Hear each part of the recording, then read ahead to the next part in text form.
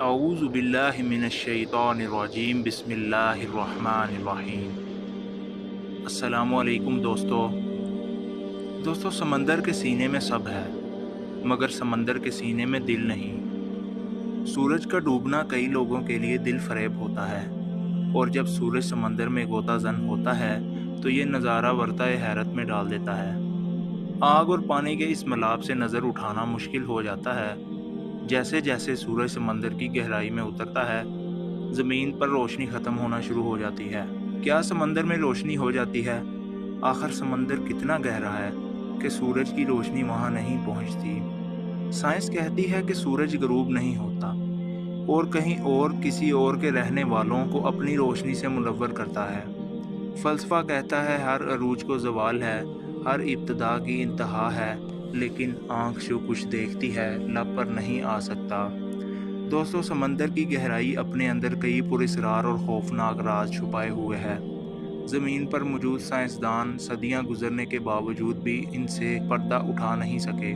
سورہ انعام کی آیت نمبر 59 ہے، اور اللہ تعالیٰ ہی کے پاس ہیں غیب کی کنجیاں، خزانے، ان کو کوئی نہیں جانتا سوائے اللہ تعالیٰ کے، اور وہ تمام چیزوں کو جانتا ہے جو کچھ خشکی میں ہیں اور جو کچھ دریاؤں میں ہے۔ کوئی نہیں جانتا مگر وہ اس کو بھی جانتا ہے، اور کوئی پتا نہیں گرتا مگر وہ اس کو بھی جانتا ہے، اور کوئی دانہ زمین کے تاریک حصوں میں نہیں پڑتا، اور نہ کوئی تر اور نہ کوئی خشک چیز گرتی ہے، مگر یہ سب کتاب مبین میں ہے۔ سمندر کا زیادہ تر حصہ اندھیرے میں ڈوبا ہوا ہے، کیونکہ روشنی سمندر میں صرف 200 میٹر کی گہرائی تک پہنچ سکتی ہے۔ اس کے بعد کا تمام حصہ تاریک ہوتا ہے، جسے افوٹک زون کہا جاتا ہے۔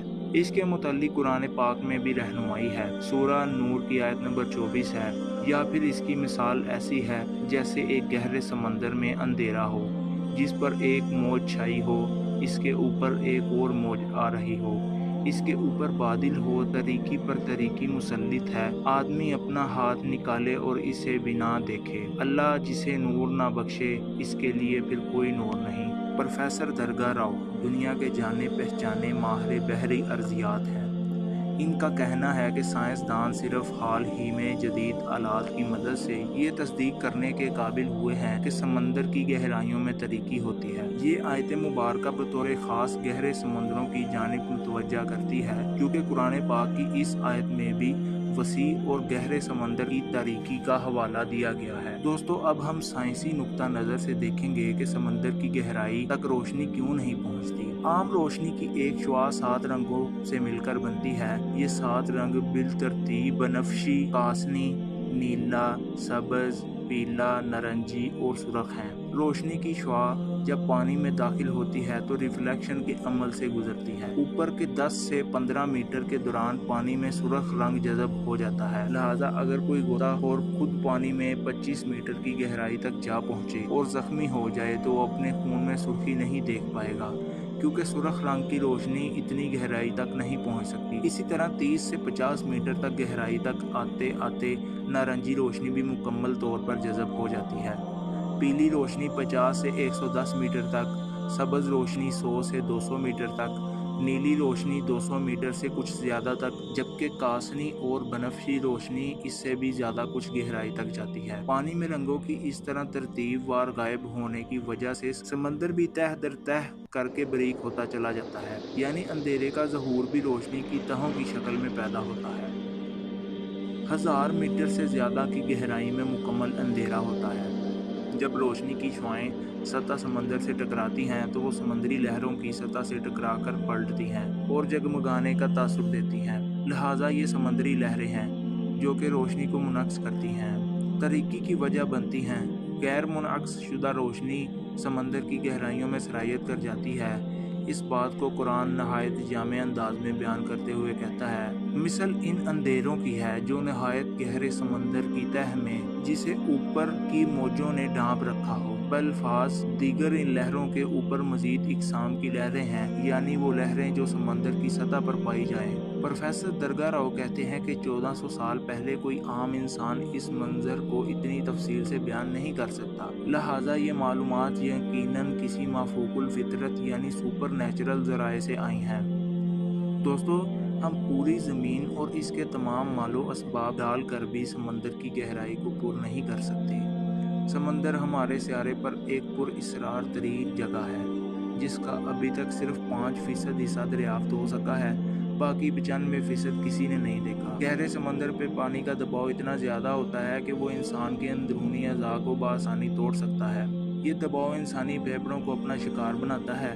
बहुत ज़्यादा गहराई में डूब जाने वाली चीज़ों को पानी के दबाव की वजह से निकालना तकरीबन नामुमकिन होता है। जैसे टाइटैनिक जहाज़ को 100 साल बाद भी नहीं निकाला जा सका। दुनिया के ज़्यादातर समंदर आबी हयातियात से भरपूर होते हैं, जिनमें समुद्री जानवर और पौधे शामिल हैं। समंदर हज़ारों जरासीमों और वायरस का भी घर होता है। इन जरासीमों की बुनियादी वजह हम खुद इंसान हैं।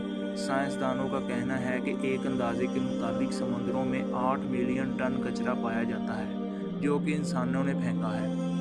दोस्तों, समंदर के सीने में सब कुछ है, मगर समंदर के सीने में दिल नहीं।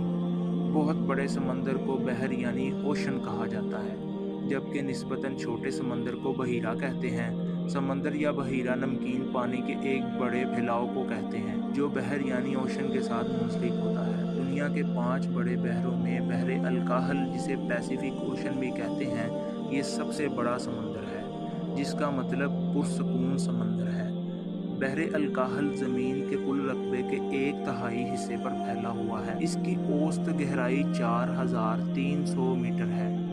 बहरे अलकाहल में तकरीबन 25,000 जज़ायर हैं, जो दुनिया भर के समंदर में मौजूद कुल जज़ीरों की तादाद से भी ज़्यादा है। समंदर हमारी ज़मीन का दिल और फेफड़े हैं। ये ज़मीन पर इस्तेमाल होने वाला 40% ताज़ा पानी और 75% ऑक्सीजन पैदा करते हैं, जिससे हम सांस लेते हैं। इस मुनासबत से समंदरों का माहौल इंसान और इसकी बका के लिए इंतहाई अहम है। समुंदर माहौल पर भी असरअंदाज होते हैं। मौसमों का निज़ाम समंदरों से बदलता है। बारिशें समुद्रों के दम से होती हैं। पाकिस्तान के जनूब में बहीरा अरब से जुड़ा साहल 1050 किलोमीटर तवील है। इसमें 700 किलोमीटर बलूचिस्तान में है और 350 किलोमीटर सिंध में वाक़या है। पाकिस्तान हर साल समंदर से पकड़ी जाने वाली करोड़ों रुपए की आबी हयात बरामद करता है। तकरीबन 40 लाख से ज़ायद अफराद माहीगीरी के शोबे से वाबस्ता हैं। दोस्तों, उम्मीद करता हूँ आज की वीडियो आपको पसंद आई होगी। अगर वीडियो अच्छी लगे तो लाइक कीजिएगा और चैनल को ज़रूर सब्सक्राइब कीजिएगा। दोस्तों, आज के लिए इतना ही। ज़िंदगी रही तो मिलेंगे एक दिलचस्प वीडियो के साथ। तब तक के लिए अल्लाह निगहबान।